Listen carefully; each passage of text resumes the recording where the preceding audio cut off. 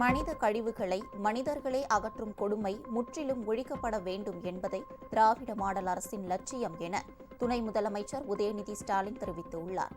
சென்னை மாநகராட்சி தாட்கோ மற்றும் தன்னார்வ தொண்டு நிறுவனம் சார்பில் சென்னையில் நடைபெற்ற சர்வதேச கழிப்பறை திருவிழாவில் துணை முதலமைச்சர் உதயநிதி கலந்து கொண்டு தூய்மை பணியாளர்கள் நல வாரியத்திற்கான பிரத்யேக இணையதளத்தை தொடங்கி வைத்தார். மேலும் சென்னை மாநகராட்சி பள்ளிகளில் சுகாதார திட்டத்தை உருவாக்கி செயல்படுத்திட சுகாதார அமைச்சர்கள் என்ற மாணவர் குழுக்களையும் அவர் அறிமுகம் செய்து வைத்தார். தொடர்ந்து தூய்மை பணியாளர்கள் நல வாரியத்தில் உள்ளவர்களுக்கு நலத்திட்ட உதவிகளையும் துணை முதலமைச்சர் வழங்கினார். நிகழ்ச்சியில் பேசிய அவர், தூய்மை பணியாளர்களுக்காக திமுக ஆட்சியில் பல்வேறு திட்டங்கள் செயல்படுத்தப்பட உள்ளதை நினைவு கூர்ந்தார்.